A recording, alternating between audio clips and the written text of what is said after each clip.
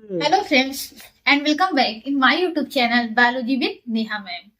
तो TGT PGT जिसका farm 2022 में भरा गया था, अब उसकी डेट आ गई है। और बहुत से बच्चों ने कमेंट किया था कि मैम टीजीटी में भी 50 सीट है, पीजीटी में भी 50 सीट है, प्लीज इसके लिए एक वीडियो बनाइए। तो कम सीटों में हम सिलेक्शन कैसे ले, आज इसी विषय में हम बात करेंगे। देखिए, जब सीट कम होती है तो हमारा कॉन्फिडेंस भी कम हो जाता है, क्योंकि सबको पता है कि लगभग लाखों लोगों ने फॉर्म फिल किया हुआ है। और 2022 से फॉर्म भरने के बाद सब लोग लगातार पढ़ रहे थे। आजकल ऑनलाइन का भी ट्रेंड है, तो इसी वजह से तैयारी क्या है, सबकी अच्छी खासी है, सबको यही लग रहा है। और इसी वजह से सब क्या है, कंफ्यूजन में है ज्यादातर लोग, पता नहीं सिलेक्शन होगा कि नहीं होगा। और फिर इस वजह से ये भी डर रहता है कि हम अच्छे से पढ़ भी नहीं पा रहे हैं, अच्छे से याद नहीं कर पा रहे हैं। और ये डर लगा ही रहता है कि एग्जाम में कहाँ से क्वेश्चन आ जाएगा, एग्जाम में जाने के बाद हम सब भूल जाएंगे। तो ये भूलने का डर जो है वो सबको रहता है। सबकी मेरे पास जो कॉल आते हैं, ज्यादातर लोग यही कहते हैं कि पढ़ा हुआ भूल जाता है।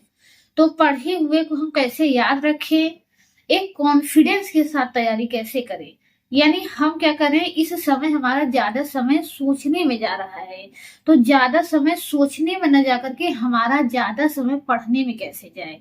यानी ये जो 3 से 4 महीने का पीरियड है, इसका हम मैक्सिमम लाभ कैसे उठा पाए। सजग नहीं रहेंगे तो समय कब बीत जाएगा पता नहीं चलेगा, और धीरे धीरे एग्जाम डेट आ जाएगी और फिर घबराहट और बढ़ेगी। घबराहट जितनी ज्यादा बढ़ेगी, पढ़ाई उतनी ही ज्यादा कम होगी। और आप चाहते हैं, आप जितना ज्यादा निश्चिंत रहेंगे, जितना रिलैक्स रहेंगे, जितना अपने आप पर विश्वास करेंगे, पढ़ाई उतना ही ज्यादा अच्छे से होगी।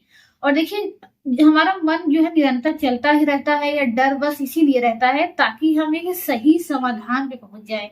अगर हम सही समाधान पे पहुंच जाते हैं, यानी अगर सब कुछ ठीक है, तो हमारा मन अनावश्यक हमें परेशान नहीं करता। हमारा मन अगर परेशान है, यानी वो कहते हैं ना, अगर जीवन जीने में कोई असुविधा हो रही है, इसका मतलब जीवन जीने के तरीके में क्या है, कोई गलती है। तो अगर हम अपनी गलतियों को सुधार ले, सही तरीके से प्रयास करें, फिर चाहे रिजल्ट जो भी हो, तो हमारा मन क्या रहेगा, शांत रहेगा, और हमारा मेहनत भी अच्छा खासा हो जाएगा। तो आपको अपने आप को यही समझाना है कि 50 सीट है, चाहे टीजीटी में भी पीजीटी में, जो दोनों भरे हैं उनके लिए क्या है, प्लस पॉइंट है। लेकिन जिन्होंने टीजीटी या केवल पीजीटी ही भरा है, उनके पास 50 सीट ही है। तो ये मान के करनी है कि अगर सीट कम है तो हमें अपनी मेहनत क्या कर देनी है, दुगनी या तिगनी कर देनी है। और ये देखिए, ये मेहनत अब जीवन भर थोड़ी ना करनी है। अगर 10 घंटे पढ़ना है, 12 घंटे पढ़ना है, जीवन भर तो पढ़ना नहीं है।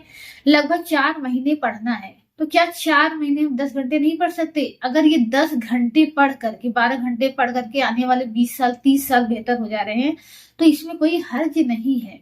और अगर 10 घंटे 12 घंटे पढ़ेंगे तो इस 50 सीट में सिलेक्शन हो जाएगा। और एक सही रणनीति के साथ, यानी बायोलॉजी में जो भी आ रहा है, अगर आपको सब कुछ तैयार हो जाए तो सिलेक्शन से आपको कोई रोक नहीं सकता। तो अपने मन को बार बार यही समझाना है कि मेरा बायोलॉजी बहुत ही अच्छे से तैयार है, मैं बहुत ही अच्छे से तैयारी कर रही हूँ, मेरा सिलेक्शन हो जाएगा। तो एक टाइम टेबल, सबसे पहले बार बार कहती हूँ आपसे, एक टाइम टेबल बनाइए और एक डायरी लिखिए। उस डायरी में रोज लिखिए कि पढ़ना क्यों जरूरी है, सिलेक्शन लेना क्यों जरूरी है, अगर सिलेक्ट नहीं हो पाए तो क्या होगा, अगर सिलेक्ट हो गए तो क्या होगा। ये सब देखिए मोटिवेशन का काम करता है। मोटिवेशन से एनर्जी आती है, एनर्जी से हमारी टाइम जो पढ़ने की स्पीड है वो भी क्या होती है, बढ़ जाती है। ज्यादा देर तक पढ़ते रहते हैं, अनावश्यक ख्याल नहीं आते, अब दूसरी चीजों का मन नहीं लगता, फिर केवल मन किस में लगता है, पढ़ाई में लगता है। तो अब एक अपने माइंड को क्लियर पिक्चर देना है कि हाँ, हम क्या करने गए हैं, टीजीटी या पीजीटी का पेपर देने गए हैं। अब हमें देखिए, आज से नहीं शुरुआत करना है कि आज क्या करेंगे, कल क्या करेंगे, 3 महीने बाद क्या करेंगे, 4 महीने बाद क्या करेंगे। हम क्या करेंगे, पीछे से चलेंगे। यानी हम ये जूम करेंगे कि हमारा 20-21 जून को क्या है, पीजीटी का एग्जाम है। और पीजीटी का एग्जाम मेरा बहुत ही अच्छा से गया। जब एग्जाम हॉल से हम निकले हैं तो बहुत खुशी खुशी निकले हैं। खुशी खुशी क्यों निकले हैं, क्योंकि मेरा एग्जाम अच्छा गया। मेरा एग्जाम अच्छा गया, इसका मतलब मेरी रिवीजन अच्छी थी। रिवीजन अच्छी होने का मतलब है कि मेरे शॉर्ट नोट्स बने हुए थे, सब कुछ पढ़ा हुआ था। अब अगर आप चाहते हैं आपके शॉर्ट नोट्स बने हो, सब कुछ पढ़ा हो, तो अब यहाँ जूम करिए कि एग्जाम का दिन है, 2 दिन पहले एक दिन पहले तो कम ही पढ़िएगा, 2 दिन पहले क्या है कि आपके सब नोट्स बने हुए हैं, बस आप उनको क्या कर रहे हैं, रिवाइज कर रहे हैं। और ये तभी पॉसिबल है जब सब कुछ पढ़ लेंगे, सब कुछ का शॉर्ट नोट्स बना लेंगे। लेकिन मैंने यही किया था, कि यही अज्यूम किया था, क्योंकि मेरा पहले ही बताया है कि पीसीएस का एग्जाम देती थी, हर बार एग्जाम हॉल से रोते हुए निकलती थी, तो ये मन में था इस बार रिलैक्स निकलूंगी। लेकिन शायद उतना रिलैक्स नहीं निकल पाई थी, क्योंकि पेपर बहुत टफ आया था। लेकिन फिर भी ये था कि 2 दिन पहले तक मैं रिलैक्स थी, यानी मैंने शॉर्ट नोट्स बनाए हुए थे, बुक को अंडरलाइन किया हुआ था। तो ये पता, तो उस दिन ये नहीं लगा था हर एग्जाम की तरह कि अभी ये नहीं पढ़ा है, वो नहीं पढ़ा है। लगता था कि हाँ सब पढ़ लिया है, बस अब पेपर अच्छा हो जाए, पेपर सही हो जाए। तो शॉर्ट नोट्स कैसे बनाए कि हम कुछ भूले ही ना, और हमारी क्या हो, रिवीजन जो है बहुत तेजी से हो जाए, क्योंकि अगर 2 दिन पहले सब कुछ पढ़ना बैठेंगे तो नहीं रिवाइज हो पाएगा। तो आइए हम बुक पढ़ने की और नोट्स बनाने की टेक्निक देखते हैं। अगर ये आप सीख गए तो आपका काम क्या होगा, बहुत आसानी से हो जाएगा। क्योंकि जब मैं अपना बुक दिखाती हूँ तो आप लोग क्या होते हैं, डर जाते हैं कि अरे ये बुक पढ़नी है, फिर ये पढ़नी है, फिर ये पढ़नी है। लेकिन इंटर की बुक के बाद अगर बीएससी की बुक पढ़ रहे हैं तो क्या होगा, बीएससी की बुक में इंटर वाली ही चीजें लिखी है, बस कुछ एक्स्ट्रा चीजें लिखी है, उसी को आपको क्या होता है, ढूंढना पड़ता है। आइए दिखाते हैं। तो आइए सबसे पहले हम बुक पढ़ने का तरीका देखते हैं, क्योंकि अगर बुक पढ़ने का तरीका आ गया तो क्या करेंगे, जल्दी से हमारा टॉपिक तैयार हो जाएगा। तो ये इनवर्टिब्रेट है, जिससे इस समय हम आपको मॉक टेस्ट करवा रहे हैं। तो इसमें सबसे पहले हमने क्या करवाया था, डाइवर्सिटी ऑफ एनिमल यानी मॉडर्न क्लासिफिकेशन। तो इसमें देखेंगे तो इतनी पेजों में लिखा हुआ है, तो लगेगा अरे इसे पढ़ने में तो बहुत दिन लगेगा, याद करने में और दिन लग जाएगा। तो लेकिन अगर देखेंगे तो पढ़ने वाली चीजें, याद रखने वाली चीजें इसमें बहुत थोड़ी सी है। यहाँ जो चीजें हमने हाईलाइट की है, बस उन्हीं के बारे में जान लो, ये चैप्टर तैयार हो गया है। जैसे कि लोटिक क्या होता है, लेंटिक क्या होता है, इसी से हमने आपके क्वेश्चंस भी बनाए थे। एपी कंडोले का नाम याद रखना है, लीनियस का नाम याद रखना है, जे हेक्सले का नाम याद रखना है, ये हमने क्या किया था। फिर इनेमिया क्या होता है, एनीमिया क्या होता है, इसके बारे में बताया किसने था। हिस्टोरिया एनिमालिक्यूलम क्या होता है, जॉन रे क्यों फेमस है, मेयर क्यों फेमस है, सिस्टेमा निचुरी क्या है, कौन लिखा है, कब लिखा है। इसके बाद यहाँ कुछ ऐसा नहीं है जो याद करने की जरूरत है। फिर यहाँ एक चीज याद रखना है, पॉपुलेशन ऑफ इंडिब्रीडिंग इंडिविजुअल, इसे क्या कहते हैं, स्पीसीज कहते हैं। यहाँ पर म्यूल क्या होता है, टिगलाइन क्या होता है, ये सब याद रखना है। एगैमो, गैमो, सिंपैट्रिक, एलोपैट्रिक, सिंपैट्रिक स्पीसीज क्या होती है, ये। तो इस तरीके से हम क्या करते हैं कि कोई भी बुक हो उसको पहले एक बार पढ़ लेते हैं। पढ़ने के बाद उसको क्या करते हैं, मेन मेन चीज को अंडरलाइन कर लेते हैं। अब अगली बार हमें ये बुक पढ़ना है, जब भी पढ़ना हो तो हम बस इतनी ही चीजें पढ़ेंगे, पूरी बुक नहीं पढ़ेंगे। ये जैसे सिग्निफिकेशन ऑफ क्लासिफिकेशन, तो ये फिर दोबारा नहीं पढ़नी। आप जानते हैं क्लासिफिकेशन क्यों किया जाता है, सुविधा में आसानी हो जाती है, ये सब चीजें क्या है, थ्योरी वाली है, ये आपके एमसीक्यू वाली नहीं है। तो इसको क्या कर देना है, स्किप कर देना है। फिर उसके बाद आइए, यहाँ पर बस एक साइंटिस्ट का नाम याद रखना है जो फेमस है। फिर सवाल, सवाल में इतने सारे क्वेश्चंस दिए हुए हैं, लेकिन सभी क्वेश्चंस क्या है, नॉर्मल है। तो इस नॉर्मल क्वेश्चंस में जो ऐसा क्वेश्चन है जो थोड़ा सा टफ हो, उसको भी हम क्या कर देते थे, टिक लगा देते थे। यही तरीका जो हमने आपको बताए थे नीट के लिए या फिर टीजीटी पीजीटी के लिए प्रैक्टिस सेट लेने के लिए, उसमें भी हमने कहा था यही करिए। उसमें भले ही एक एक टॉपिक से 100 क्वेश्चन, 200, 500 दिए हुए हैं, लेकिन जैसे मलिक की बुक है, पिल्लई की बुक है, उसमें टिक कर लीजिए।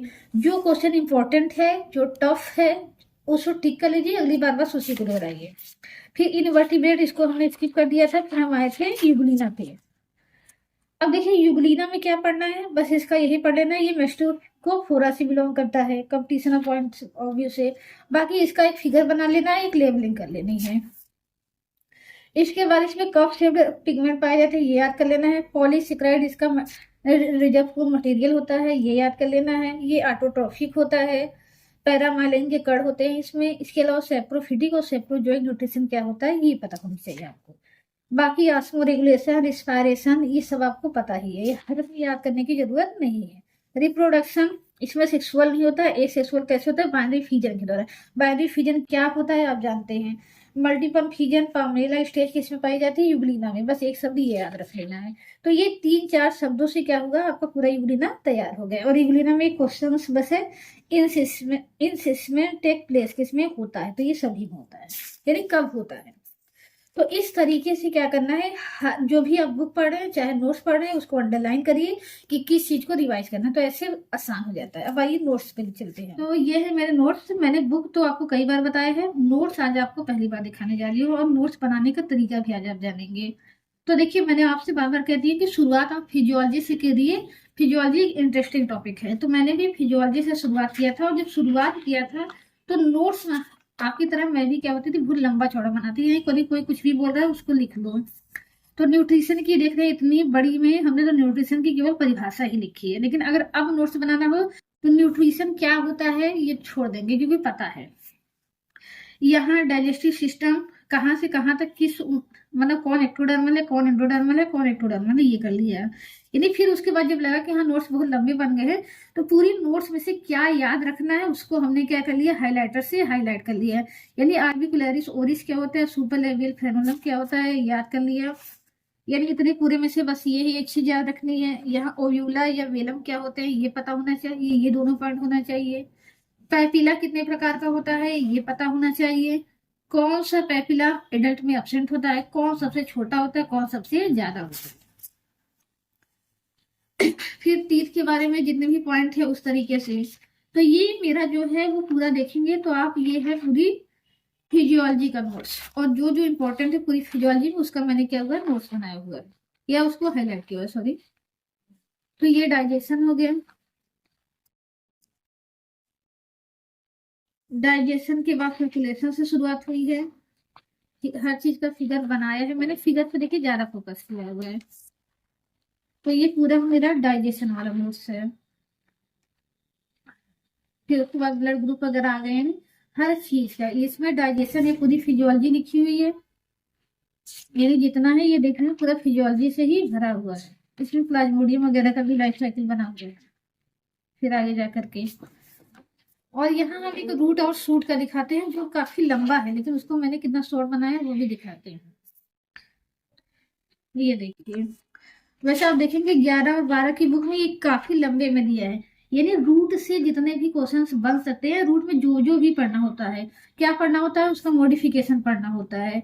किसका, टैप रूट का और प्रॉफ रूट का, वो हमने कर लिया। फिर उसके बाद डाइकॉट रूट क्या होता है, मोनोकॉट रूट क्या होता है, यहाँ हमने शॉर्ट में लिख दिया। यानी जितने भी मॉडिफिकेशन है किस में पाए जाते हैं वो लिख दिया। फिर डाइकॉट रूट किसे कहते हैं वो लिख दिया। तो डाइकॉट रूट की क्या खासियत होती है, मोनोकॉट रूट की क्या खासियत होती है, नहीं इस तरह से दोनों में अंतर हो गया। फिर पेरिडर्म किसका बना होता है, इस तरह से। फिर यही आ गए स्टेम पर आ गए, स्टेम पे डाइकॉट मोनोकॉट।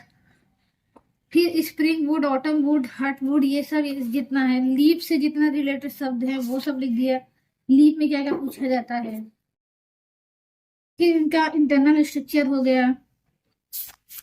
फिर उसके बाद इन्फ्लोरेसेंस को शॉर्ट में देखिए कर लिया, स्पेशल टाइप की ये वो। फिर ओव्यूलेशन, फिर टाइप्स ऑफ एम्ब्रियो सैक।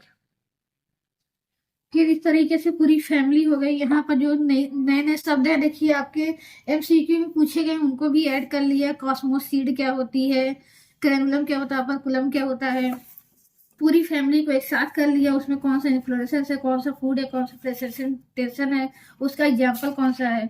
और फिर हर चैप्टर के लास्ट में क्या करती थी, एक पेज छोड़ी रहती थी।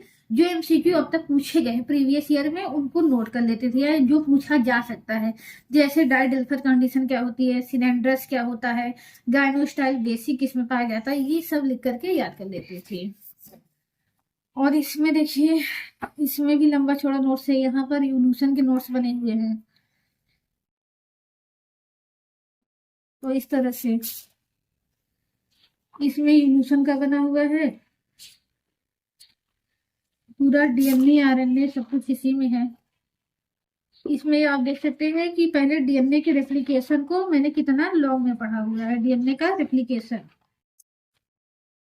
फिर उसी को मैंने एक पन्ने में क्या कर दिया है, समराइज कर लिया है। यानी जो जो एंजाइम चाहिए इसके लिए, जो प्रोसेस पहले हो फिर दूसरे बाद हो, किस डायरेक्शन से किस डायरेक्शन में हो, सब कुछ क्या हुआ है इतने शॉर्ट नोट्स में लिख दिया है। तो इसी तरीके से आपको भी पढ़ना है। आप बुक पढ़ रहे हैं तो हर चीज को अंडरलाइन कर लीजिए। आप नोट्स बना रहे हैं, नोट्स चाहे तो पहले लॉन्ग बना लीजिए, फिर उस नोट्स को क्या कर लीजिए, शॉर्ट्स कर लीजिए। और आपके लॉन्ग नोट जाहिर सी बात है बन चुके होंगे अब तक, तो उसको कुछ में छेड़छाड़ कीजिए, बस उसमें क्या पॉइंट याद रखना है उसको क्या कर लीजिए, अंडरलाइन कर लीजिए। या फिर छोटा सा नोट्स बना लीजिए, जैसे डीएनए के रेप्लिकेशन में क्या क्या चीजें याद रखनी है, जैसे हेलिकेज एंजाइम याद रखना है, कब जरूरत पड़ता है, टोफो आइसोमेरेज कब जरूरत पड़ता है, डीएनए का जो सिंथेसिस होती है वो किस डायरेक्शन में होती है, ओकाजाकी फ्रेगमेंट्स क्या होते हैं, ये सब मैंने शॉर्ट्स में लिख दिया है।